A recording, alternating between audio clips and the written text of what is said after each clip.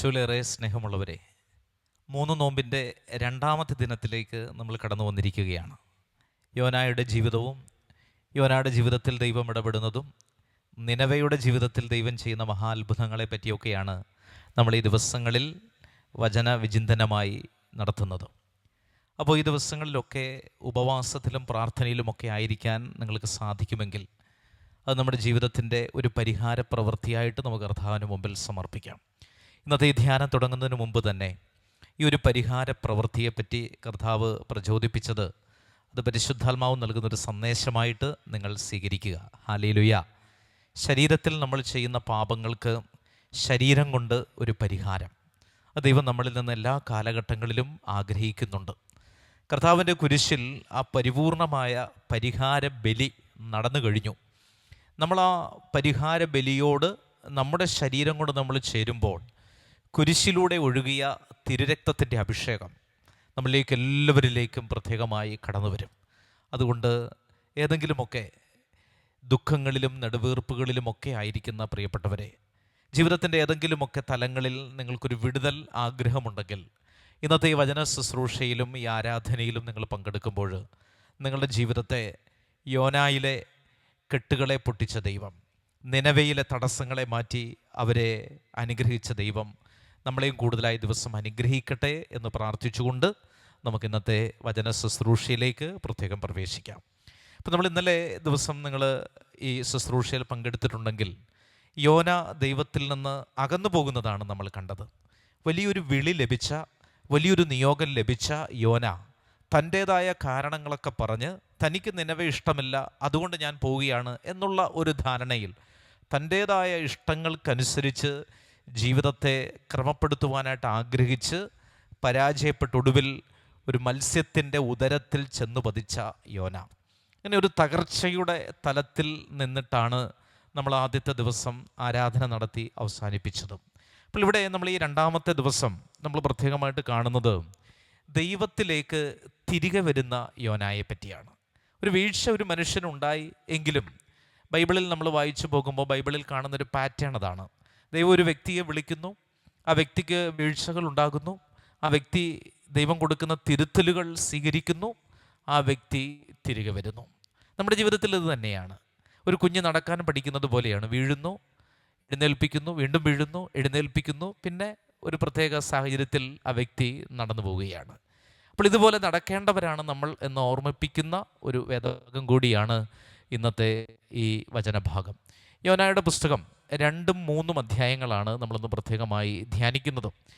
അപ്പോൾ യോനായുടെ പുസ്തകം 2-ാമത്തെ അധ്യായത്തിൻ്റെ തലക്കെട്ട് യോനായുടെ പ്രാർത്ഥന എന്നാണ്.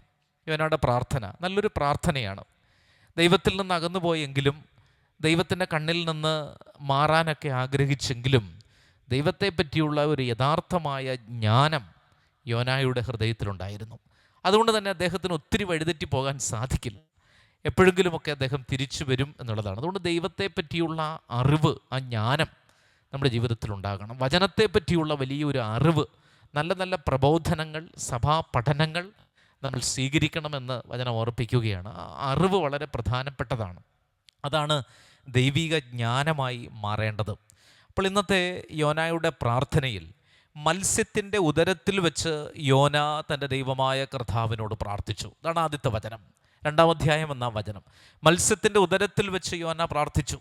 ഒരു അപകടത്തിലേക്ക് പോയി, ഒരു വീഴ്ച പറ്റി. ആ വീഴ്ച ഒരിക്കലും ഇതുവരെയും ഒരു മനുഷ്യൻ കടന്നു പോയിട്ടില്ലാത്ത ഒരു വീഴ്ചയാണ്. ഒരു വലിയ തിമിംഗലത്തിൻ്റെ ഉള്ളിൽ പ്രാണവായു കിട്ടാതെ ഒരു മനുഷ്യൻ ജീവിച്ചേക്കുമോ എന്നൊക്കെ നമ്മൾ ഭൗതികമായിട്ടൊക്കെ ചോദിച്ചേക്കാം. പാപത്തിൽ നിന്ന് അകന്നു പോകുന്ന മനുഷ്യൻ്റെ ഒരു ചിത്രമാണത്. പക്ഷേ യോനയുടെ നന്മ എന്താണെന്നറിയാമോ? അവിടെ ആയിരിക്കുമ്പോഴും യോന പ്രാർത്ഥിച്ചു. പ്രാർത്ഥന എന്ന് പറഞ്ഞാൽ എന്താണ്? ദൈവത്തിൻ്റെ സ്വരം കേൾക്കുക എന്നുള്ളതാണ്. അതാണ് പ്രാർത്ഥന. നമ്മൾ കുറേ കാര്യങ്ങൾ പറയുന്നു എന്നുള്ളതല്ല പ്രാർത്ഥന, മറിച്ച് ദൈവം പറയുന്ന കാര്യങ്ങൾ കേൾക്കുന്നു എന്നുള്ളതാണ്. ഹല്ലേലൂയ.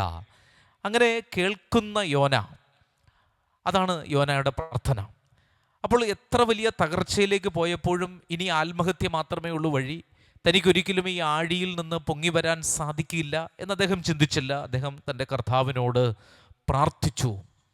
ഏത് പ്രതിസന്ധിയും മറികടക്കാനുള്ള ഒരു വഴിയാണത്. ഏത് ചെങ്കടലിനെയും ഭേദിക്കുന്ന ഒരു നടുപ്പാതയാണ് പ്രാർത്ഥന. വറ്റിവരണ്ട നിലത്തോടുകൂടി ഇസ്രായേൽ ജനം കടന്നതുപോലെ പ്രാർത്ഥനയാകുന്ന വരമ്പിലൂടെയാണ് നമ്മൾ പ്രതിസന്ധികളെ അതിജീവിക്കേണ്ടത്. യോന ദൈവത്തോട് പ്രാർത്ഥിച്ചു. എന്താണ് പ്രാർത്ഥിച്ചത്? എൻ്റെ കഷ്ടതയിൽ ഞാൻ കർത്താവിനെ വിളിച്ചപേക്ഷിച്ചു. കഷ്ടതയിൽ വിശ്വാസം നഷ്ടപ്പെട്ടു പോവുകയല്ല, മറിച്ച് കഷ്ടത വന്നപ്പോൾ അദ്ദേഹം കൂടുതൽ വിശ്വാസിയായിട്ട് മാറി. ചില വ്യക്തികൾ ഇങ്ങനെ പ്രാർത്ഥിക്കുന്ന ഞാൻ കേട്ടിട്ടുണ്ട്: കർത്താവേ, എനിക്ക് രോഗങ്ങൾ തന്നതിനെ ഓർത്ത് ഞാൻ നന്ദി പറയുന്നു. വളരെ കുറച്ച് ഒരു മൈനോറിറ്റിയാണ് അങ്ങനെയൊക്കെ പ്രാർത്ഥിക്കുന്നവർ. കാരണം എന്താണ്? ഈ കഷ്ടത വന്നതുകൊണ്ടാണ്, ഈ ക്യാൻസർ വന്നതുകൊണ്ടാണ്, ഈ സാമ്പത്തിക പ്രതിസന്ധി വന്നതുകൊണ്ടാണ്, ഈ ജപ്തി നടപടി ഉണ്ടായതുകൊണ്ടാണ് ഞാൻ എൻ്റെ ദൈവത്തെ തിരിച്ചറിഞ്ഞത്. എല്ലാ ദിവസവും വിശുദ്ധ കുർബാനയ്ക്ക് പോകുന്ന ഒരമ്മ ഒരിക്കൽ എന്നോട് പങ്കുവച്ചത് ഇങ്ങനെയാണ്: വലിയ പ്രതിസന്ധികൾ വന്നപ്പോഴാണ് ഞാൻ പരിശുദ്ധ കുർബാനയുടെ ആഴം മനസ്സിലാക്കിയത്. നല്ലൊരു ഉദാഹരണമാണ്. തിരിച്ചു വരാനുള്ള ഒരു വഴി കഷ്ടതയിൽ ദൈവത്തെ വിളിച്ചപേക്ഷിക്കുക. സങ്കീർത്തനങ്ങളിലൊക്കെ നമ്മൾ ദാവീദ് പ്രാർത്ഥിക്കുന്നുണ്ട്: കർത്താവേ, എൻ്റെ കഷ്ടതയിൽ ഞാൻ അങ്ങയെ വിളിച്ചപേക്ഷിച്ചു. കഷ്ടത കരകവിഞ്ഞൊഴുകിയാലും നീതിമാൻ കുലുങ്ങുകയില്ല, കർത്താവ് അവൻ്റെ കൂടെയുണ്ട്. അതുകൊണ്ട് പ്രിയപ്പെട്ടവരെ, പ്രാർത്ഥന വലിയൊരു ആയുധമാണ് എന്ന് നമ്മൾ തിരിച്ചറിയണം. യോന പ്രാർത്ഥിക്കുകയാണ്. ആഴിയുടെ അഗാധത്തിൽ നിന്നവൻ നിലവിളിച്ചു. ആ നിലവിളിച്ചപ്പോൾ കർത്താവ് അവൻ്റെ നിലവിളി കേട്ടു എന്നുള്ളതാണ്. ഏത് ആഴത്തിൽ നിന്ന്, ഏത് കഷ്ടതയിൽ നിന്ന്, ഏത് അകൽച്ചയിൽ നിന്ന്, ഏത് പാപത്തിൽ നിന്നും നാം ദൈവത്തെ വിളിച്ചപേക്ഷിച്ചാലും നമ്മുടെ പ്രാർത്ഥന കേൾക്കുന്ന ഒരു ദൈവമുണ്ട് എന്ന് പ്രിയപ്പെട്ട മക്കളെ നമ്മൾ തിരിച്ചറിയണം. പ്രാർത്ഥിക്കാൻ നമുക്ക് യോഗ്യതകളില്ല. പ്രാർത്ഥിക്കാൻ പ്രത്യേകിച്ച് യോഗ്യതയുണ്ടോ എന്ന് ചോദിച്ചാൽ ഒരു യോഗ്യതയുമില്ല. ദൈവത്തോടുള്ള സ്നേഹവും വിശ്വാസവും, അതാണ് അതിൻ്റെ അടിസ്ഥാനം.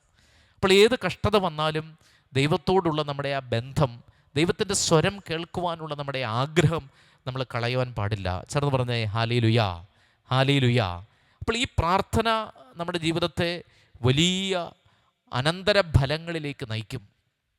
ലൂക്കാസ് സുവിശേഷം 3-ാം അധ്യായം 21-ാമത്തെ തിരുവചനത്തിൽ പ്രാർത്ഥനയുടെ ഒരു ഫലത്തെപ്പറ്റി നമ്മൾ കാണുന്നുണ്ട്. എന്താണത്? ഈശോ ജോർദാൻ നദിയിൽ മാമോദിസ സ്വീകരിച്ചുകൊണ്ടിരുന്നപ്പോൾ അവൻ പ്രാർത്ഥിച്ചുകൊണ്ടിരുന്നപ്പോൾ സ്വർഗം തുറക്കപ്പെടുകയും പരിശുദ്ധാത്മാവ് പ്രാവിൻ്റെ രൂപത്തിൽ ഇറങ്ങി വരികയും ചെയ്തു. അപ്പസ്തോല പ്രവർത്തനം 1-ാം അധ്യായത്തിൽ നമ്മൾ കാണുന്നു, പത്രോസും മറ്റ് ശിഷ്യന്മാരും പരിശുദ്ധ അമ്മയോട് ചേർന്ന് ഏക മനസ്സോടെ പ്രാർത്ഥിച്ചപ്പോൾ എന്ത് സംഭവിച്ചു? അപ്പസ്തോല പ്രവർത്തനം 2-ാം അധ്യായം സംഭവിച്ചു. എന്താണത്? പെന്തക്കോസ്താ ദിനം സമാഗതമായപ്പോൾ അഗ്നിജ്വാലകൾ പോലെയുള്ള നാവുകൾ തങ്ങളുടെ ഓരോരുത്തരുടെയും മേൽ വന്നു നിൽക്കുന്നതായി അവർ കണ്ടു. അവരെല്ലാവരും പരിശുദ്ധാത്മാവിനാൽ നിറഞ്ഞു. ഹല്ലേലൂയാ. അതുകൊണ്ടൊരു കഷ്ടത വരുമ്പോൾ, പ്രാർത്ഥിക്കുമ്പോൾ ദൈവം നമുക്ക് ജീവിക്കാൻ ആവശ്യമായ ഈ പ്രതിസന്ധിയിൽ നിന്ന്, ഈ മത്സ്യത്തിൻ്റെ ഉദരത്തിൽ നിന്ന് കരയിലേക്ക് വരാൻ ആവശ്യമായ ഒരു പരിശുദ്ധാത്മ ശക്തി നൽകി നമ്മെ സഹായിക്കും. ഹല്ലേലൂയാ. അതാണ് പശ്ചാത്താപത്തിൻ്റെ ഏറ്റവും പ്രധാനപ്പെട്ട ശക്തി. പരിശുദ്ധാത്മാവാണ്. പരിശുദ്ധാത്മാവ് വന്നു കഴിയുമ്പോൾ അവൻ പാപത്തെക്കുറിച്ചും നീതിയെക്കുറിച്ചും ന്യായവിധിയെക്കുറിച്ചും നിങ്ങളെ ഓർമ്മിപ്പിക്കുമെന്നാണ് യോഹന്നാൻ പഠിപ്പിക്കുന്നത്. അവൻ പാപത്തെക്കുറിച്ചും നീതിയെക്കുറിച്ചും ന്യായവിധിയെക്കുറിച്ചും നിങ്ങളെ പഠിപ്പിക്കും. അപ്പോൾ കഷ്ടത വന്നപ്പോൾ ഒരാൾ പ്രാർത്ഥിച്ചപ്പോൾ പരിശുദ്ധാത്മാവ് വന്നു കഴിയുമ്പോൾ പാപത്തെക്കുറിച്ചുള്ള പശ്ചാത്താപം നമ്മുടെ മനസ്സിലുണ്ടാകും. ചെറുത് പറഞ്ഞേ ഹല്ലേലൂയാ, പറഞ്ഞേ ഹല്ലേലൂയാ. അതുകൊണ്ട് എൻ്റെ പിതാവേ എന്ന് വിളിച്ച് യോന പ്രാർത്ഥിച്ചു തുടങ്ങിയപ്പോൾ സ്വർഗത്തിൽ നിന്ന് ആത്മാവിൻ്റെ സ്പർശനം യോനായിലേക്ക് വന്നു. അങ്ങനെ യോനായുടെ ഉള്ളിൽ വലിയ മാനസാന്തരമുണ്ടായി. കർത്താവ് അവൻ്റെ പ്രാർത്ഥന ആ പാതാളത്തിൽ നിന്ന് കേട്ടു. കർത്താവ് എന്നെ പാതാളത്തിൻ്റെ അടിത്തട്ടിൽ നിന്ന് പൊക്കിയെടുത്തു എന്നൊക്കെയാണ് യോന പറയുന്നത്. അപ്പോൾ ഈ പ്രാർത്ഥന ദൈവസന്നിധിയിൽ എത്തിക്കഴിഞ്ഞപ്പോൾ ഈ വലിയ പ്രതിസന്ധി, ഞാൻ നേരത്തെ കഴിഞ്ഞ ദിവസം പറഞ്ഞിരുന്നു, ഈ മത്സ്യം സൂചിപ്പിക്കുന്നത് ഒരു അടിമത്തമാണ്. ഇസ്രായേൽ ജനം കടന്നു പോകുന്ന ഒരു അടിമത്തം. പുതിയ നിയമത്തിൽ ഈ അടിമത്തം പാപത്തിൻ്റെ അടിമത്തമാണ്. ഈശോ പഠിപ്പിക്കുന്നുണ്ടല്ലോ, പാപം ചെയ്യുന്നവൻ പാപത്തിൻ്റെ അടിമയാണ്. അപ്പോൾ പാപം ചെയ്തു കഴിഞ്ഞാൽ അനുദപിച്ചില്ലെങ്കിൽ നമ്മളും ഈ തിമിംഗലത്തിൻ്റെ ഉദരത്തിൽ കിടക്കുന്ന ഒരു അനുഭവമാണ്. അപ്പോൾ അങ്ങനെ ആ പാപത്തിൽ കിടന്നവൻ പ്രാർത്ഥിച്ചു കഴിഞ്ഞപ്പോൾ എന്ത് സംഭവിച്ചു? പരിശുദ്ധാത്മാവ് വന്നു കഴിയുമ്പോൾ ജീവിതത്തിൻ്റെ പുതിയ വഴികൾ തുറക്കപ്പെടുകയാണ്. ഇതുവരെ അടഞ്ഞു കിടന്ന മത്സ്യത്തിൻ്റെ ഉദരങ്ങൾ കൊണ്ട് ആ വലിയ ശക്തി കൊണ്ട് അടക്കിടന്ന അവൻ്റെ ജീവിത നിയോഗം പരിശുദ്ധാത്മാവ് വന്നു കഴിയുമ്പോൾ തുറക്കപ്പെടുകയാണ്. ഹല്ലേലൂയാ. അതുകൊണ്ട് പ്രിയപ്പെട്ടവരെ, ഇനി എന്ത് ചെയ്യണം? ഏത് വഴിക്ക് പോകണം? എങ്ങനെയാണ് ചുവടെടുത്ത് വെക്കേണ്ടത്? ഇനി എന്താണ്? നാളെ എന്താകും? ഇങ്ങനെയൊക്കെയുള്ള ആകുലതകളിൽ പെട്ട് ജീവിക്കുന്നവരാണ് നിങ്ങളെങ്കിൽ നിങ്ങൾ പ്രാർത്ഥിക്കൂ. കർത്താവിൻ്റെ പരിശുദ്ധാത്മാവ്, സഹായകനായ പരിശുദ്ധാത്മാവ് ഒരു വ്യക്തിയായി നിങ്ങളുടെ കൂടെ ഉണ്ടാകുമെന്ന് വചനം ഓർമ്മിപ്പിക്കുകയാണ്. എമ്മാവൂസിലേക്ക് പോയ 2 ശിഷ്യന്മാരുടെ മധ്യേ മൂന്നാമനായി നടന്നു പോയതുപോലെ ഈ കർത്താവിൻ്റെ സാന്നിധ്യം നമ്മുടെ കൂടെ ഉണ്ട് എന്ന് നമ്മൾ തിരിച്ചറിയണം. യോഹന്നാൻ 1:29, നിങ്ങളറിയാത്തൊരുവൻ നിങ്ങളുടെ മധ്യേ നിൽപ്പുണ്ട്. 2 പേർക്കിടയിൽ മൂന്നാമനായി പരിശുദ്ധാത്മാവ് നമ്മുടെ കൂടെയുണ്ട് എന്ന് നമ്മൾ തിരിച്ചറിയണം. അപ്പോൾ അങ്ങനെ ഈ പരിശുദ്ധാത്മാ അഭിഷേകം യോനായ്ക്ക് ലഭിച്ചു കഴിഞ്ഞപ്പോൾ അവൻ്റെ മനസ്സ് പശ്ചാത്താപ വിവശമായി. ഇനി തുടർന്ന് സംഭവിക്കുന്ന അനന്തര ഫലങ്ങൾ, അതാണ് 3-ാമത്തെ അധ്യായത്തിൽ നമ്മൾ വായിക്കുന്നത്. അപ്പോൾ 2-ാമത്തെ അധ്യായം 1-ാമത്തെ വചനത്തിൽ നമ്മൾ കണ്ടത് എന്താണ്? യോന പ്രാർത്ഥിച്ചു. 3-ാമത്തെ അധ്യായം 1-ാമത്തെ വചനത്തിൽ നമ്മൾ കാണുന്ന കാര്യം എന്താണ്? യോനായ്ക്ക് വീണ്ടും കർത്താവിൻ്റെ അരുളപ്പാടുണ്ടായി. അതായത് ദൈവം വീണ്ടും സംസാരിച്ചു. ദൈവത്തിൻ്റെ സ്വരം അവൻ കേട്ടിട്ടിപ്പോൾ കുറച്ച് ദിവസമായി. ആ ഒരു സ്വരം അവൻ നേരത്തെ കേട്ടതാണ്, അത് അവൻ അവഗണിച്ചു. എന്നാൽ രണ്ടാമത് വീണ്ടും ദൈവം അവനോട് സംസാരിക്കുകയാണ്. എപ്പോഴാണ് കർത്താവ് സംസാരിക്കുന്നത്? ഈ പശ്ചാത്താപമുണ്ടായപ്പോൾ, ദൈവത്തെ വിളിച്ച് പ്രാർത്ഥിച്ചപ്പോൾ അതിൻ്റെ അനന്തരഫലം എന്താണ്? ദൈവം സംസാരിച്ചു. ഇതല്ലേ നമ്മൾ ശരിക്കും കേൾക്കേണ്ടത്? ലോകത്തിൻ്റെ ഈ സ്വരങ്ങൾ നമുക്ക് ചുറ്റും ഇങ്ങനെ കാതടപ്പിക്കുന്ന രീതി നമ്മൾ കേൾക്കുമ്പോൾ, നമ്മുടെ ചെകിട് വല്ലാതെ ചൊടിക്കുമ്പോൾ, ദൈവത്തിൻ്റെ സ്വരം നമ്മൾ കേൾക്കുന്നുണ്ടോ പ്രിയപ്പെട്ടവരെ? ഈ 2-ാമത്തെ ദിനത്തിൽ നിങ്ങൾ ശുശ്രൂഷയിലും ആരാധനയിലുമൊക്കെ സംബന്ധിക്കുമ്പോൾ, എൻ്റെ പ്രിയപ്പെട്ടവരെ, നിങ്ങൾ എവിടെയായിരുന്നാലും നിങ്ങളെപ്പറ്റിയുള്ള ദൈവഹിതം വെളിപ്പെട്ട് വരുന്നുണ്ട്. അത് നിൻ്റെ കർണപിടങ്ങളിൽ അടിക്കുന്നുണ്ട് എന്ന് നീ തിരിച്ചറിയണം. ദൈവത്തിൻ്റെ സ്വരം കേൾക്കുക. ഹല്ലേലൂയാ. ആ സ്വരം 27-ാം സങ്കീർത്തനത്തിൽ നമ്മൾ വായിക്കുന്നു. ദൈവത്തിൻ്റെ സ്വരത്തിൻ്റെ പ്രത്യേകത എന്താണ്? ദൈവത്തിൻ്റെ സ്വരം കാദേശ് മരുഭൂമിയെ പോലും പിടിച്ചു കുലുക്കുന്നതാണ്. ഓക്കുമരങ്ങളെ ചുഴറ്റിയെറിയുന്നതാണ്. പാറകളെ പിളർക്കുന്നതാണ് ദൈവത്തിൻ്റെ സ്വരം. ചുഴലിക്കാറ്റ് പോലെയാണ് ദൈവത്തിൻ്റെ സ്വരം. ശക്തി നിറഞ്ഞതാണ്. അപ്പോൾ ദൈവത്തിൻ്റെ സ്വരം കേട്ടിട്ട് അങ്ങനെ വീണ്ടും ദൈവം സംസാരിച്ചു. വീണ്ടും കർത്താവ് പറയുകയാണ്, മഹാനഗരമായ നിനവയിലേക്ക് പോവുക. എന്നെ ആ വാക്ക് വല്ലാതെ അത്ഭുതപ്പെടുത്തി. മഹാനഗരം.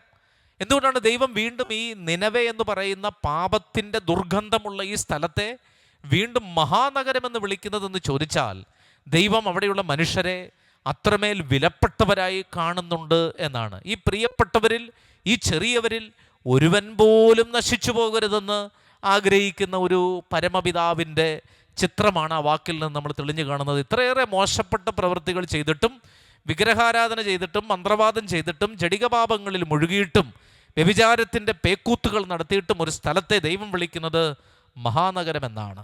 അപ്പോൾ അതുകൊണ്ട് അത്രമേൽ പ്രാധാന്യം ആ ദേശത്തിനുണ്ട്. അതുകൊണ്ടാണ് അകന്നു പോകാൻ ശ്രമിക്കുന്തോറും യോനായ പല വഴികളിലൂടെ ദൈവം ഈ നിയോഗത്തിലേക്ക് എത്തിക്കുന്നത്. ചേർന്ന് പറഞ്ഞേ ഹല്ലേലൂയാ.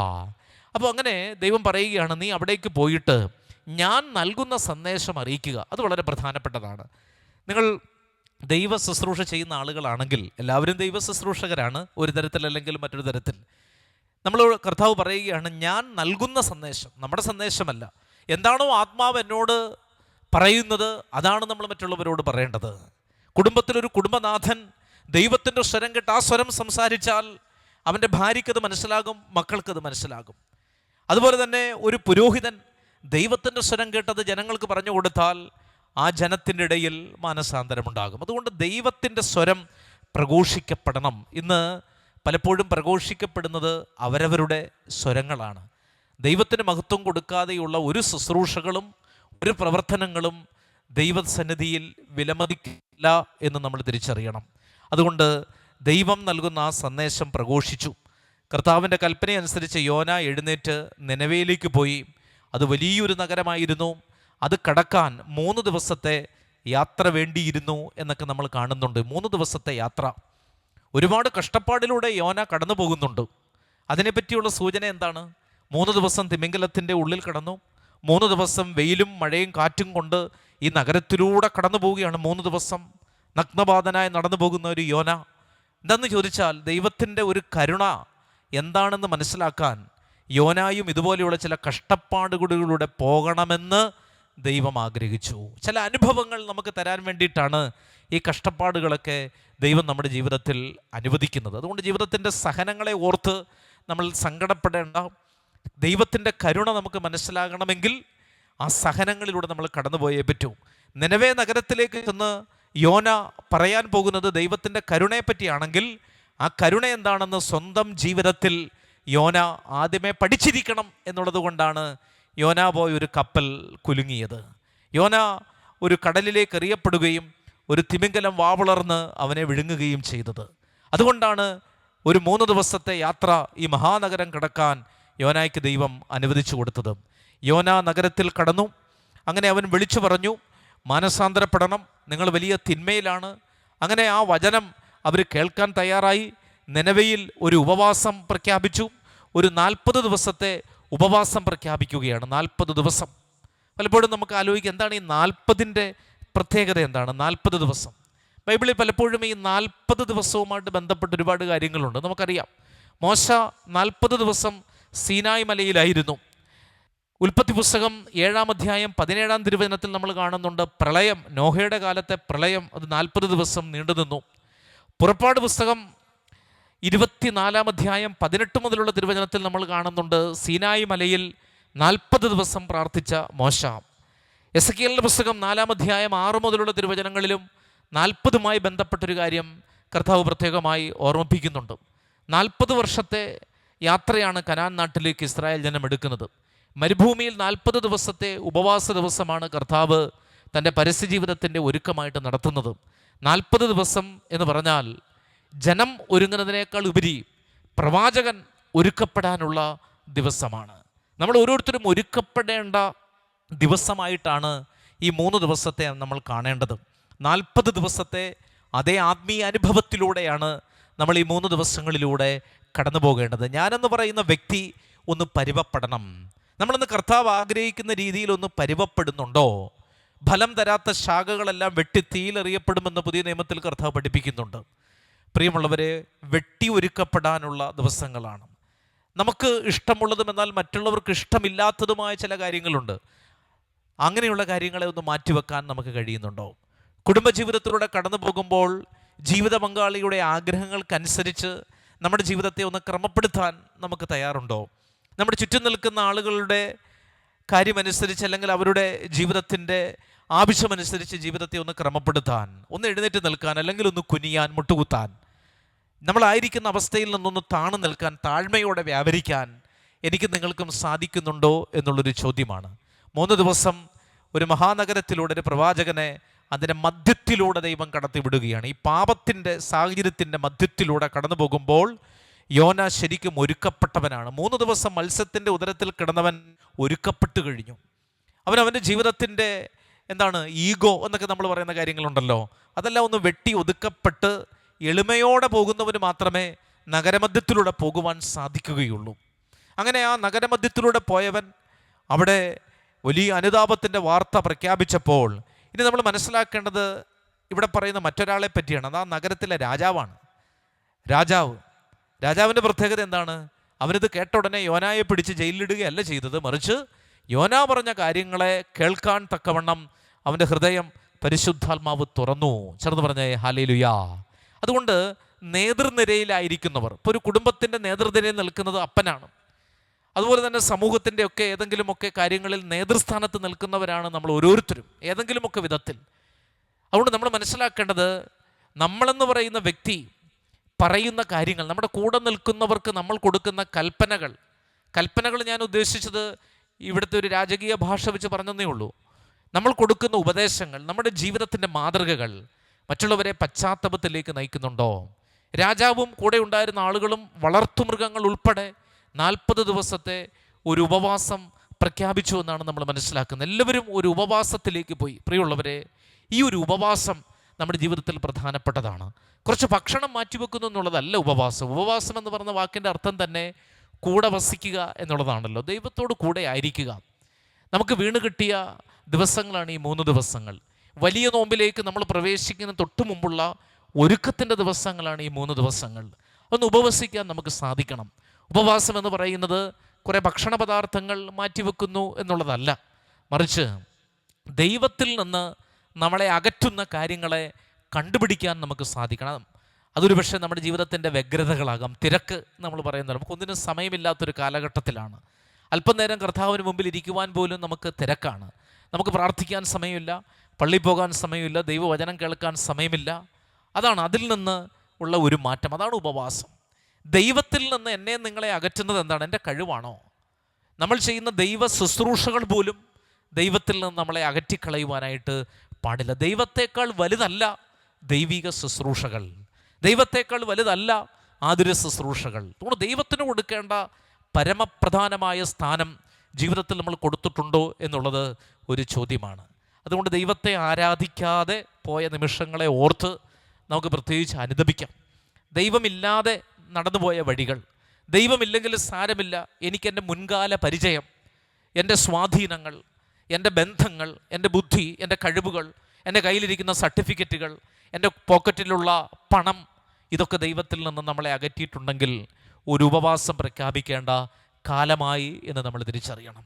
ഒരു ഉപവാസത്തിലൂടെ ഈശോ തന്നെ പറയുന്നുണ്ടല്ലോ, പ്രാർത്ഥന കൊണ്ടും ഉപവാസം കൊണ്ടല്ലാതെ ഈ വർഗം ഒന്നുകൊണ്ടും പുറത്തു പോവുകയില്ല. ചേർന്ന് പറഞ്ഞേ ഹല്ലേലൂയാ. എന്നെ കേട്ടുകൊണ്ടിരിക്കുന്ന പ്രിയപ്പെട്ട മാതാപിതാക്കളെ, ഞാൻ മാതാപിതാക്കളോടൊരു കാര്യം പറഞ്ഞോട്ടെ. നമ്മുടെ മക്കൾ അനുസരിക്കുന്നില്ല എന്നുള്ളതാണ് ഒരു പ്രധാനപ്പെട്ട പരാതി. മക്കളൊക്കെ പല തിന്മകളിലേക്ക് പോകുന്നുണ്ട് എന്നുള്ളതാണ് നമ്മുടെ ഒരു പരാതി. എത്ര ഉപദേശിച്ചിട്ടും നമ്മളെല്ലാം കൊടുത്തിട്ടും മക്കളൊന്നും നമ്മുടെ ഒരു പിടുത്തത്തിൽ നിൽക്കുന്നില്ല. നമ്മൾ വരയ്ക്കുന്നൊരു ചതുരവടിവിനുള്ളിൽ നമ്മുടെ കുഞ്ഞുങ്ങൾ നിൽക്കുന്നില്ല എന്നുള്ളൊരു പരാതി നിങ്ങൾക്കുണ്ടെങ്കിൽ ഞാനൊരു കാര്യം നിങ്ങളോട് പറയട്ടെ. നിങ്ങളൊന്ന് പരീക്ഷിച്ച് നോക്കാമോ? നിങ്ങൾ നിങ്ങളുടെ മക്കൾക്ക് വേണ്ടി ഉപവസിച്ച് പ്രാർത്ഥിക്കാമോ? വെള്ളിയാഴ്ചകളിലോ നമുക്ക് പറ്റുന്ന ദിവസങ്ങളിലൊക്കെ, ഈ 3 നോമ്പിൻ്റെ ദിവസങ്ങളിലൊക്കെ, ഇനി ഈ 3 നോമ്പിന് നിങ്ങൾക്ക് ഏതെങ്കിലും വിധത്തിൽ ഉപവസിക്കാൻ പറ്റിയില്ലെങ്കിൽ പറ്റുന്ന ദിവസങ്ങളിൽ ഏതെങ്കിലുമൊക്കെ വിധത്തിൽ കർത്താവിനോടൊപ്പമായിരുന്ന് നിങ്ങളുടെ തൊട്ടടുത്തുള്ള ദേവാലയങ്ങളിലേക്ക് പോയി അല്ലെങ്കിൽ ആരാധനാ ചാപ്പലുകളിലേക്കൊക്കെ പോയി കുറച്ചു നേരം മക്കളോട് നമ്മൾ കാണിക്കുന്ന ആ സ്നേഹം അത് കർത്താവിനോട് ഒന്ന് കാണിച്ചിരുന്നെങ്കിൽ, ദൈവസന്നിധിയിൽ നമുക്കവരെ ബന്ധിപ്പിക്കുവാൻ സാധിച്ചിരുന്നെങ്കിൽ ഒരുപക്ഷെ നമുക്ക് മക്കൾ നഷ്ടപ്പെടുകയില്ലായിരുന്നു. ഒരുപക്ഷെ ഇങ്ങനെ ലഹരി തലയ്ക്ക് പിടിച്ച് ജീവിതം തന്നെ നഷ്ടപ്പെടുത്തി കളയുന്നൊരു തലമുറ ഉണ്ടാവുകയില്ലായിരുന്നു എന്ന് നമുക്ക് പറയേണ്ടതായിട്ട് വരും. അതുകൊണ്ട് തിന്മകളുടെ മധ്യേ ജീവിക്കുന്ന നമ്മുടെ മക്കൾക്ക് വേണ്ടി വിലാപങ്ങൾ 2:19 നമ്മൾ വായിക്കുന്നു, സിയോൻ പുത്രിമാരെ, ജലധാര പോലെ നിങ്ങളുടെ കണ്ണുനീരിനെ ചൊരിയുക, നാൽക്കവലകളിൽ വിശന്ന് തളർന്നു വീഴുന്ന നിന്റെ മക്കളുടെ ജീവന് വേണ്ടി ദൈവസന്നിധിയിൽ കരങ്ങൾ ഉയർത്തുക. കുരിശിൻ്റെ വഴിയിൽ നമ്മൾ കാണുന്നില്ലേ, ജെറുസലേം പുത്രിമാരെ, നിങ്ങൾ എന്നെ ഓർത്ത് കരയേണ്ട, നിങ്ങളെയും നിങ്ങളുടെ മക്കളെയും ഓർത്ത് കരയുവിൻ. ഏതാനും വർഷങ്ങൾക്കുള്ളിൽ ജെറുസലേം ആക്രമിക്കപ്പെടും, നിങ്ങളും നിങ്ങളുടെ മക്കളും പട്ടിണി കിടന്ന് മരിക്കും. ആ സംഭവം അവിടുന്ന് പ്രവചിക്കുകയായിരുന്നു. ഹല്ലേലൂയ. ഈ 3 നോമ്പിലൂടെ നമ്മൾ കടന്നു പോകുമ്പോൾ നശിച്ചു പോകുന്ന നമ്മുടെ തലമുറകൾക്ക് വേണ്ടി നമുക്ക് കരങ്ങൾ ഉയർത്തി ദൈവസന്നിധിയിൽ പ്രാർത്ഥിക്കാം. നമ്മുടെ ഉപദേശം കൊണ്ടോ നമ്മൾ ഏതെങ്കിലും ചില ക്ലാസ്സുകൾ കൊടുത്തത് കൊണ്ടൊന്നും അവർ നേരായൊരു വഴിയിലേക്ക് വരുമെന്ന് നമ്മൾ വ്യാമോഹിക്കരുത്. മറിച്ച് ഒരു അതീന്ദ്രിയമായ ഒരു ആത്മീയ ശക്തി. സങ്കീർത്തനം 91:10 എന്താണ് വചനം? ഒരനർത്ഥവും നിന്റെ കൂടാരത്തിനുള്ളിൽ കടന്നു വരികയില്ല. അത്യുന്നതൻ്റെ മറവിലിരിക്കുന്നവൻ ദൈവത്തിൻ്റെ നിഴലിൽ സങ്കേതപ്പെടുന്നു. ഒരനർത്ഥവും നിന്റെ കൂടാരത്തിനുള്ളിൽ കടന്നു വരികയില്ല. അത്യുന്നതൻ്റെ മറയിലിരിക്കുന്നവൻ്റെ കൂടാരത്തിലേക്ക് ഒരനർത്ഥത്തിനും ഇഴഞ്ഞു വരാൻ സാധിക്കുകയില്ല. ആ ഏദൻ തോട്ടത്തിലേക്ക് സന്തോഷത്തിൻ്റെയും നല്ല ബന്ധങ്ങളുടെയും ദൈവമൊരുക്കിയ ഏദൻ തോട്ടത്തിലേക്ക് ഒരു കരിനാഗങ്ങളും ഇഴഞ്ഞു കയറുകയില്ല എന്ന് ഞാൻ പറയുകയാണ്. അത് നിങ്ങൾ വിശ്വസിക്കും. ഒരു വൈദികൻ പറയുന്നത് കൊണ്ട് നിങ്ങളിത് വിശ്വസിക്കും. പൗരോഹിത്യത്തിൻ്റെ നാമത്തിൽ ഹൃദയത്തിൽ തൊട്ട് എൻ്റെ പൗരോഹിത്യ ജീവിതത്തിൽ ഞാൻ കണ്ട കുഞ്ഞു കുഞ്ഞു അനുഭവങ്ങളിൽ നിന്ന്, പരിശുദ്ധ കുർബാന ചൊല്ലിയ വെളിച്ചത്തിൽ നിന്ന് ഞാൻ നിങ്ങളോടൊരു കാര്യം പറയുകയാണ്. നമ്മുടെ മക്കൾ വഴിവഴയ്ക്കുകയില്ല. ഒരനർത്ഥവും നിൻ്റെ കൂടാരത്തിനുള്ളിൽ കടന്നു വരികയില്ല.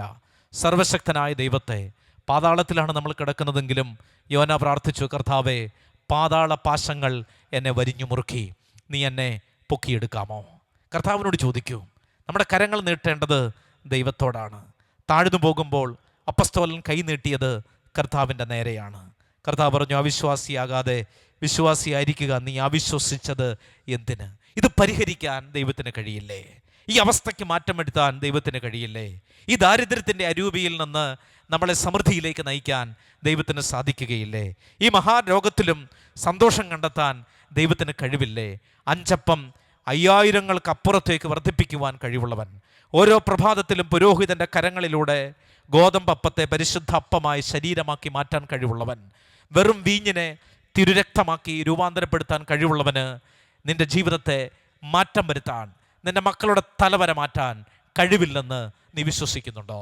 കർത്താവിന് സാധിക്കുമെന്ന് വിശ്വസിക്കുക. ഏത് തിമിംഗലത്തിൻ്റെ ഉദരത്തിലാണ് നീ രാപ്പാർക്കുന്നതെങ്കിലും ഒരു മഹാനഗരത്തിലേക്ക് നിന്നെ എത്തിക്കുവാൻ, കർത്താവിൻ്റെ ശുശ്രൂഷയുടെ ഒരു മാലാഖയാക്കി മാറ്റുവാൻ, മാലാഖമാരുടെ ചിറക് നൽകി കർത്താവ് നിന്നെ ദേശദേശാന്തരങ്ങളിലേക്ക് അയക്കുന്ന ദിവസങ്ങളാണ്. അതിനുവേണ്ടി ആഗ്രഹിച്ച് പ്രാർത്ഥിക്കുക.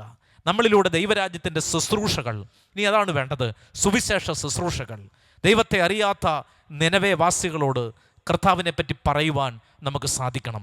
മരിക്കുന്നതിന് മുൻപ് മിനിമം 10 പേരെയെങ്കിലും കർത്താവിൻ്റെ ഹൃദയത്തിലേക്ക് എത്തിക്കാൻ നമുക്ക് കഴിഞ്ഞില്ലെങ്കിൽ നമ്മുടെ ജീവിതം ഒരു വിജയമാണോ?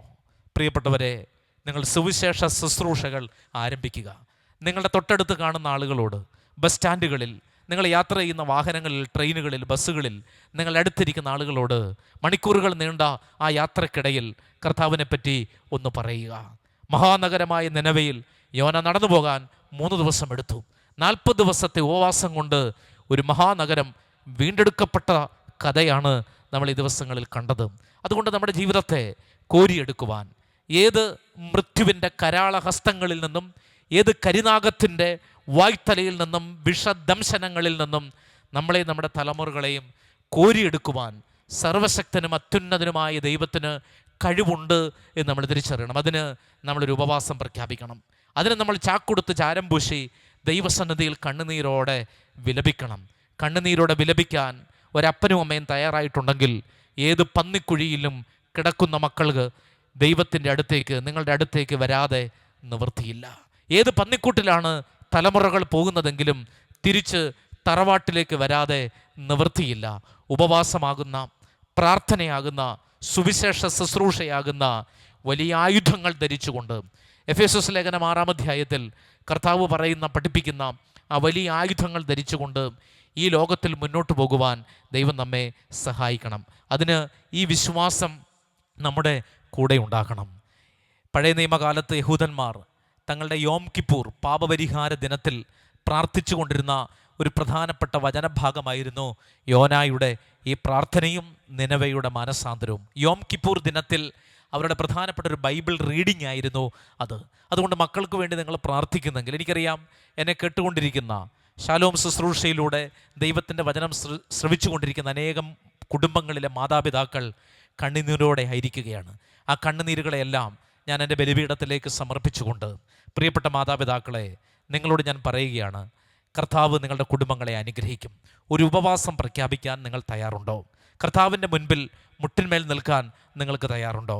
ദൈവസന്നിധിയിൽ കരങ്ങൾ ഉയർത്തി നമ്മുടെ വീട്ടിൽ ഒരു ഉപവാസം പ്രഖ്യാപിക്കുവാൻ നമ്മൾ തയ്യാറായാൽ, നമ്മുടെ രൂപതയിൽ, നമ്മുടെ സഭയിൽ, നമ്മളായിരിക്കുന്ന ക്രിസ്തീയ കൂട്ടായ്മകളിൽ ഉപവാസവും പ്രാർത്ഥനയും പ്രഖ്യാപിച്ച് കർത്താവിൻ്റെ ഹൃദയത്തോട് ചേർന്നായിരിക്കുവാൻ നമുക്ക് സാധിച്ചാൽ, നമ്മുടെ ഉള്ളിൽ നിന്ന് ഒരു പ്രാർത്ഥന ഉയരും: എൻ്റെ കർത്താവേ, എൻ്റെ ദൈവമേ. നമുക്ക് ആരാധനയിലേക്ക് പ്രവേശിച്ച് കർത്താവിനെ മഹത്വപ്പെടുത്താം.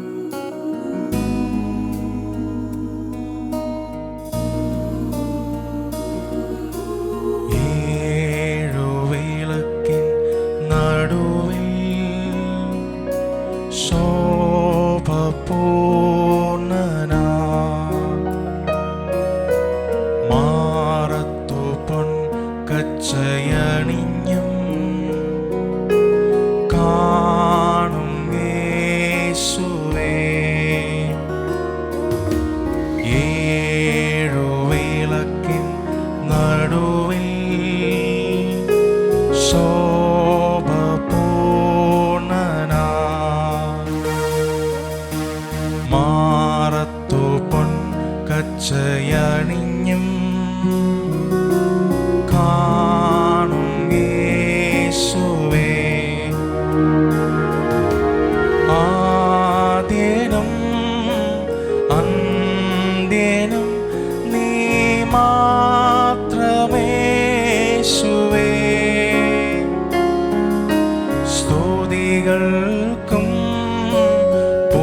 പുകഴ്ചയ്ക്കും നിയോഗ്യനേശുവേ.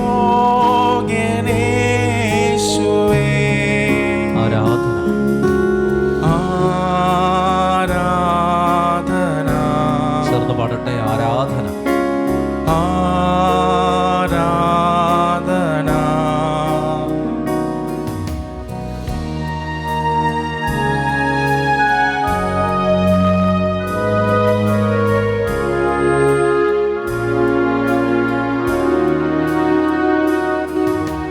നിന്റെ രൂപവും ഭാവവും എന്നിലാകട്ടെ. നിന്റെ ആത്മശക്തിയും എന്നിൽ കവിഞ്ഞിടട്ടെ. നിന്റെ രൂപവും ഭാവവും എന്നിലാകട്ടെ.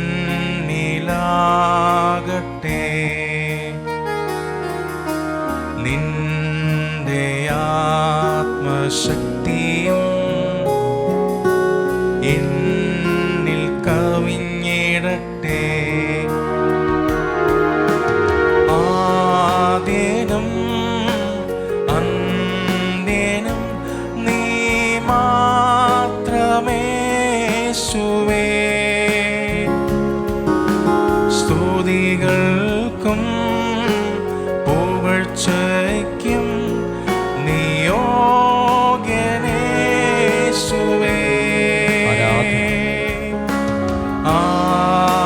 ആരാധന. ചേർന്ന് പാടാമോ? ആരാധന ആരാധന. ഹൃദയം നുറുക്കി പ്രാർത്ഥിക്കട്ടെ. ആരാധന ആരാധന. സർവശക്തനായ ദൈവത്തെ ആത്മാവിലും ഹൃദയത്തിലും നമുക്ക് ആരാധിക്കാം. ആത്മാവിലും സത്യത്തിലും ആരാധിക്കുന്നവരെയാണ് പിതാവായ ദൈവം അന്വേഷിച്ചു കൊണ്ടിരിക്കുന്നതെന്ന് യോഹന്നാൻ 4:23 നമ്മൾ വായിക്കുന്നു. നമ്മുടെ ജീവിതം, ദൈവം സൃഷ്ടിച്ച ഈ ജീവിതത്തിൻ്റെ ഉദ്ദേശം തന്നെ ദൈവത്തെ ആരാധിക്കുക എന്നുള്ളതാണ്. പ്രിയമുള്ളവരെ, ലോകത്തിലെ ഏത് സാഹചര്യങ്ങളിൽ നിങ്ങളായിരിക്കുമ്പോഴും ഈ സ്ക്രീനിലൂടെ കർത്താവിൻ്റെ വലിയ സാന്നിധ്യം നിങ്ങളുടെ അടുത്തേക്ക് കടന്നു വരികയാണ്. ഈ ദിവസങ്ങളിൽ, ഈ 3 നോമ്പിൻ്റെ ദിവസങ്ങളിൽ രണ്ടാമത്തെ ദിവസം ദൈവത്തെ നമ്മൾ ആരാധിക്കുമ്പോഴും യോനായെപ്പോലെ വഴിതെറ്റിപ്പോയെങ്കിലും തിരിച്ചു വരാനുള്ളൊരഭിഷേകം, അത് പരിശുദ്ധാത്മാവ് നമുക്ക് നൽകുന്ന ഒരഭിഷേകമാണ്. പരിശുദ്ധാത്മാവ് വന്നു കഴിയുമ്പോൾ പാപത്തെക്കുറിച്ചും നീതിയെക്കുറിച്ചും ന്യായവിധിയെക്കുറിച്ചും അവൻ നിങ്ങളെ ഓർമ്മിപ്പിക്കും. പാപത്തെക്കുറിച്ചും നീതിയെക്കുറിച്ചും ന്യായവിധിയെക്കുറിച്ചും നമ്മളെ ഓർമ്മിപ്പിക്കുന്ന പരിശുദ്ധാത്മാവ്, ആത്മാവിൻ്റെ സാന്നിധ്യത്തിന് വേണ്ടി നമുക്ക് ആഗ്രഹിക്കാം. കരങ്ങൾ ഉയർത്തി ശക്തിയോടെ കർത്താവിനെ സ്തുതിക്കട്ടെ. അപ്പോസ്തലന്മാരുടെ ജീവിതത്തിൽ പെന്തക്കോസ്താ മാളികയിൽ സംഭവിച്ച അഗ്നിനാവിൻ്റെ അഭിഷേകം, കർത്താവെ, പാപത്തെക്കുറിച്ച്, നീതിയെക്കുറിച്ച്, ന്യായവിധിയെക്കുറിച്ചുള്ള ഒരു ഓർമ്മ, ഒരു വരദാനങ്ങൾ ഞങ്ങളുടെ ജീവിതത്തിൽ ചൊരിയണമേ. പെന്തക്കോസ്താ ദിനം സമാഗതമായപ്പോൾ അവരെല്ലാവരും ഒരുമിച്ച് കൂടിയിരിക്കുകയായിരുന്നു. പെട്ടെന്ന് കൊടുങ്കാറ്റടിക്കുന്നത് പോലെ ഒരു ശബ്ദം ആകാശത്തുനിന്നുണ്ടായി. അതവർ സമ്മേളിച്ചിരുന്ന വീട് മുഴുവൻ നിറഞ്ഞു. അഗ്നിജ്വാലകൾ പോലെയുള്ള നാവുകൾ തങ്ങളുടെ ഓരോരുത്തരുടെ മേൽ വന്നു നിൽക്കുന്നതായി അവർ കണ്ടു. അവരെല്ലാവരും പരിശുദ്ധാത്മാവിനാൽ നിറഞ്ഞു. ആത്മാവ് കൊടുത്ത ഭാഷണപരമനുസരിച്ച് അവർ വിവിധ ഭാഷകളിൽ സംസാരിക്കുവാൻ തുടങ്ങി. പരിശുദ്ധാത്മാവ് നിന്റെ മേൽ വരും, അത്യുന്നതന്റെ ശക്തി നിന്റെ മേൽ ആവസിക്കും. ആകയാൽ ജനിക്കാൻ പോകുന്നവൻ ദൈവപുത്രൻ യേശു എന്ന് വിളിക്കപ്പെടും. പരിശുദ്ധാത്മാവ് വന്നു കഴിയുമ്പോൾ മറ്റൊരു മനുഷ്യനായി നീ മാറും. നീയും അവരോടൊത്ത് പ്രവചിക്കുവാൻ തുടങ്ങും. ജോയൽ 2:28, ആ നാളുകളിൽ എൻ്റെ ആത്മാവിനെ നിന്റെ അടുക്കലേക്ക് ഞാൻ അയക്കും. ദർശനങ്ങളും സ്വപ്നങ്ങളും പ്രവചനങ്ങളും ഉണ്ടാകുന്നൊരു കാലം. ആ കാലത്തിനു വേണ്ടി നമുക്ക് ആഗ്രഹിക്കാം. പാപത്തിൽ നിന്ന്, പാപത്തിൻ്റെ കെട്ടുകളിൽ നിന്ന് വിശുദ്ധിയിലേക്ക് നടന്നു വരാനുള്ളൊരു കൃപയ്ക്ക് വേണ്ടി ആഗ്രഹിച്ച് കരങ്ങൾ ഉയർത്തി ശക്തിയോടെ സ്തുതിക്കട്ടെ. Hallelujah, hallelujah, hallelujah. എല്ലാവരും സ്തുതിക്കട്ടെ. ആത്മാവിന്റെ ശക്തി എല്ലാ മക്കളിലേക്കും പരിശുദ്ധാത്മാവിന്റെ ശക്തി നിറയട്ടെ. Hallelujah, hallelujah, hallelujah, hallelujah, hallelujah. കരങ്ങളടിച്ച്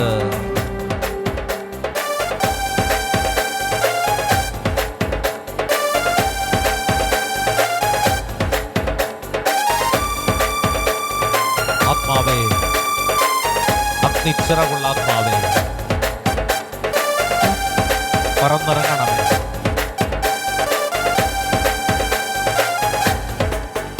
അഗ്നിച്ചിറകുള്ള ആത്മാവേ ആശ്വാസദായകനേ, അഗ്നിച്ചിറകുള്ള ആത്മാവേ ആശ്വാസദായകനേ, ജീവനദിയായി നിറഞ്ഞു കവിയും ദൈവ ചൈതന്യമേ ആത്മാവേ,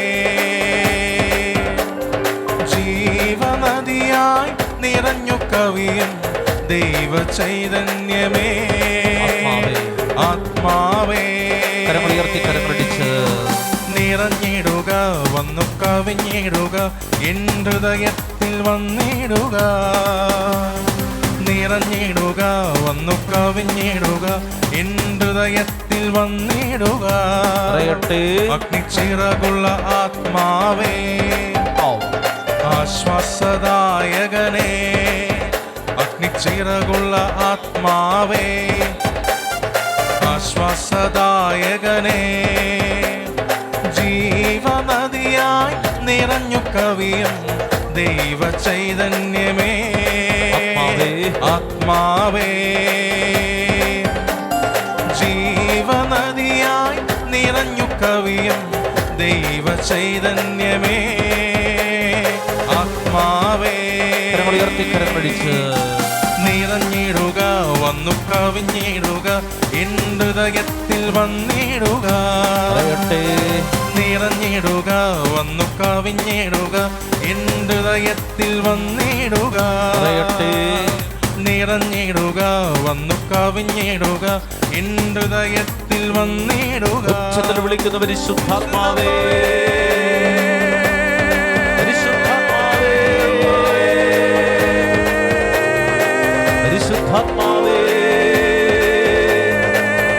പരിശുദ്ധാത്മാവേ,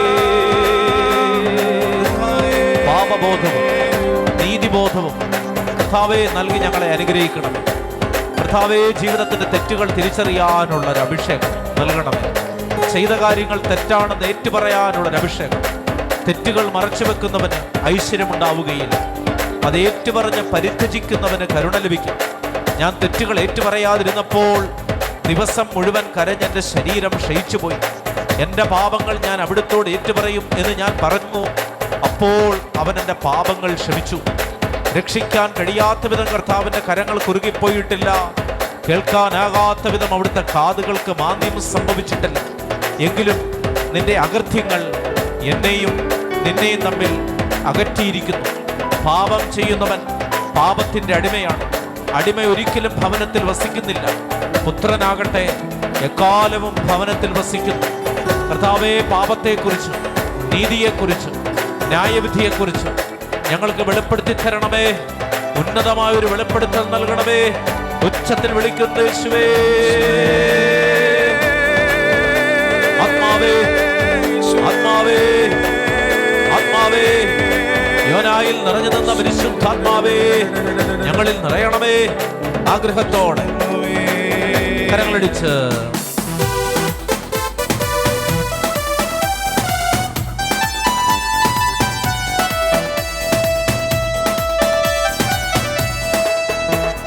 വിശുദ്ധിയോടെ ജീവിക്കുവാൻ, വിശുദ്ധരോടൊപ്പം ജീവിക്കുവാൻ, വിശുദ്ധിയോടെ ജീവിക്കുവാൻ, വിശുദ്ധരോടൊപ്പം ജീവിക്കുവാൻ, ക്ഷമിച്ചും സഹിച്ചും ജീവിക്കുവാൻ കൃപയും ശക്തിയും പകരണമേ. ക്ഷമിച്ചും സഹിച്ചും ജീവിക്കുവാൻ കൃപയും ശക്തിയും പകരണമേ. ദൈവത്തിനാത്മാവേ, പരിശുദ്ധാത്മാവേ, ദൈവത്തിനാത്മാവേ, പരിശുദ്ധാത്മാവേ, ഞങ്ങളിൽ വന്നു നിറയണമേ, ഞങ്ങളിൽ വന്നു വസിക്കണമേ, ഞങ്ങളിൽ വന്നു നിറയണമേ, ഞങ്ങളിൽ വന്നു വസിക്കണമേ. അഭിഷേകത്തിന്റെ ശക്തി എത്ര കുരിശുകൾ ജീവിതത്തിൽ വന്നാൽ ജീവിതത്തിന്റെ പ്രതിസന്ധികൾ വന്നാൽ കർത്താവേ, അങ്ങേ വിട്ടുപിരിയാത്തൊരു ഭക്തി ഞങ്ങളുടെ ജീവിതത്തിൽ നൽകണമേ. ക്ലേശമോ ദുരിതമോ ആപത്തോ വാളോ പട്ടിണിയോ നഗ്നതയോ എന്തു വന്നാൽ കർത്താവിന്റെ സ്നേഹത്തിൽ നിന്ന് എന്നെ ആർക്കും ബന്ധിപ്പിക്കുവാൻ കഴിയുകയില്ല. കർത്താവിന്റെ സ്നേഹത്തിൽ എന്നെ കെട്ടിയിടണമേ. ചേർത്ത് പിരിഞ്ഞ് കർത്താവേ, പിരിയാനാകാത്തൊരു ബന്ധം ഞങ്ങൾക്ക് നൽകണമേ. കുരിശിന്റെ വഴിയിൽ യാത്ര ചെയ്യുമ്പോൾ, ഈ ലോകത്തിന്റെ വേദനകളിലൂടെ ഞങ്ങൾ മുന്നോട്ട് പോകുമ്പോൾ പരിശുദ്ധാത്മാഭിഷേകം നൽകി ഞങ്ങളെ പരിപാലിക്കണമേ. ഉച്ചത്തിൽ വിളിക്കുന്ന പരിശുദ്ധാത്മാവേ, പരിശുദ്ധാത്മാവേ, പരിശുദ്ധാത്മാവേ, പരിശുദ്ധാത്മാവേ,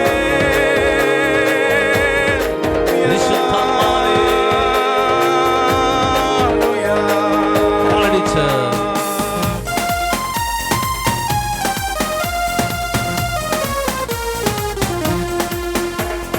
കുരിശിന്റെ വഴിയെ നടന്നിടുവാൻ, ത്യാഗത്തിൻ വഴിയെ നടന്നിടുവാൻ, കുരിശിന്റെ വഴിയെ, കുരിശിന്റെ വഴിയെ നടന്നിടുവാൻ, ത്യാഗത്തിൻ വഴിയെ നടന്നിടുവാൻ, അന്ത്യം വരെയും സാക്ഷിയാകാൻ കൃപയും ശക്തിയും പകരണമേ.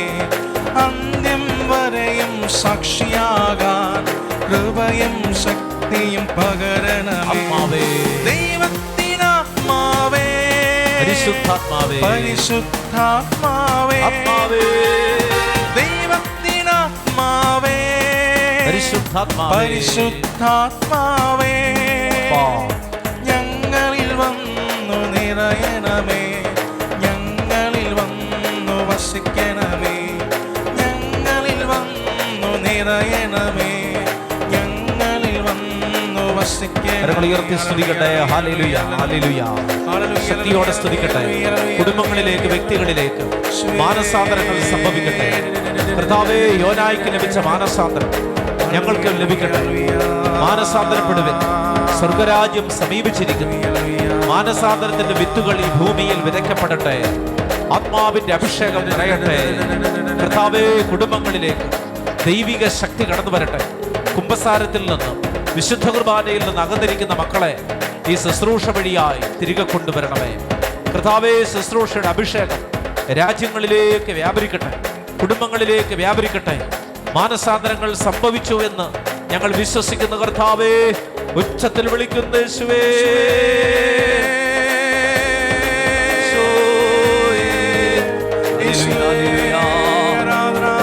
Hallelujah, hallelujah, hallelujah, hallelujah. യേശുവേ, ആരാധന, ആരാധന. കരങ്ങൾ കൂപ്പി കണ്ണുകളടച്ച് കർത്താവിൻ്റെ വലിയ സാന്നിധ്യത്തിന് നമുക്ക് നന്ദി പറയാം. മാനസാന്തരത്തിൻ്റെ വലിയ ഫലങ്ങൾ നമ്മുടെ കുടുംബങ്ങളിൽ ഈ ദിവസങ്ങളിൽ വിതയ്ക്കപ്പെടുവാൻ യോന തിരിച്ചു വന്നതുപോലെ കർത്താവെ, പ്രതിസന്ധികളുടെ തിമിംഗല ഉദരങ്ങളിൽ നിന്ന് ഞങ്ങളെ തിരികെ കൊണ്ടുവരണമേ. ഞങ്ങൾ വിചാരിച്ചാൽ പരിഹരിക്കാനാകാത്ത ജീവിത പ്രശ്നങ്ങൾ, കുടുംബഭാരങ്ങൾ, ആകുലതകൾ, സാമ്പത്തിക ബുദ്ധിമുട്ടുകൾ, പോരായ്മകൾ, പ്രതിബന്ധങ്ങൾ, പ്രതിസന്ധികൾ, കർത്താവെ, അനുദിനം ഉള്ള പരീക്ഷകൾ എല്ലാം അങ്ങേ തിരുമുമ്പിൽ ഞങ്ങൾ സമർപ്പിക്കുന്നു. പ്രിയപ്പെട്ടവരെ, കർത്താവിൻ്റെ മുമ്പിൽ നമ്മളായിരിക്കുന്ന ഈ സമയത്ത് അൾത്താരയിൽ നിന്ന് വിശുദ്ധ കുർബാനയുടെ സാന്നിധ്യത്തിലൂടെ കർത്താവ് നമ്മളെ അനുഗ്രഹിക്കുകയാണ്. നമ്മുടെ ജീവിതത്തിൻ്റെ സമസ്ത മേഖലകളിലേക്കും ഒരു വലിയ ദൈവിക ചൈതന്യം ഈ സമയം വ്യാപരിക്കുകയാണ്. നിങ്ങൾ ഈ സമയം എവിടെയായിരുന്നാലും നിങ്ങളൊരു അൾത്താരയുടെ മുമ്പിൽ നിൽക്കുകയാണ്. പരിശുദ്ധ കുർബാനയുടെ ആ വലിയ സാന്നിധ്യത്തിന് മുമ്പിൽ നിങ്ങൾ നിൽക്കുകയാണ്. ഒരു ദൈവിക ശക്തി നിങ്ങളുടെ ജീവിതത്തെ പൊതിയുകയാണ്. നിങ്ങളൊരിക്കലും നമുക്ക് താരതമ്യം ചെയ്യാൻ പാടില്ലാത്ത ഒരു പരിശുദ്ധാത്മ ശക്തിക്ക് വേണ്ടി നമുക്ക് ആഗ്രഹിക്കാം. വലിയൊരു ദൈവിക ശക്തി നമ്മുടെ ഹൃദയത്തിൽ നിറയട്ടെ. കർത്താവ് നമ്മുടെ ജീവിതത്തിൻ്റെ ഓരോ മേഖലകളിലേക്കും എഴുന്നള്ളി വരുന്നൊരു സമയമാണ്. നമ്മുടെ ജീവിതത്തിൻ്റെ എല്ലാ മേഖലകളിലേക്കും ദൈവിക കൃപകൾ കൊണ്ട് നിറയപ്പെടുകയാണ്. കരങ്ങൾ ഉയർത്തി ശക്തിയോടെ സ്തുതിക്കട്ടെ. Hallelujah, hallelujah, hallelujah, hallelujah, hallelujah, hallelujah, hallelujah, hallelujah. യേശുവേ, ആരാധന, ആരാധന, ആരാധന. Hallelujah, hallelujah, hallelujah. സ്തുതിക്കട്ടെ, ശക്തിയോടെ സ്തുതിക്കട്ടെ, അതരങ്ങൾ തുറന്ന് സ്തുതിക്കട്ടെ, ആത്മാവിന്റെ അഭിഷേകം വ്യാപരിക്കട്ടെ. Hallelujah, hallelujah, hallelujah. യേശുവേ, ആരാധന, ആരാധന, ആരാധന, ആരാധന. സ്തുതിക്കട്ടെ മക്കളെ, സ്തുതിക്കട്ടെ. കുടുംബങ്ങളിൽ കർത്താവിത രാജാവായി വരികയാണ്. ജീവിതത്തിന്റെ പ്രതിസന്ധികളിലേക്ക്, പാപഭാരങ്ങളിലേക്ക് കർത്താവിന്റെ സാന്നിധ്യം കടന്നു വരികയാണ്. ബർത്തമയോസ് വിളിച്ചതുപോലെ ഉച്ചത്തിൽ വിളിക്കുന്നു, യേശുവേ.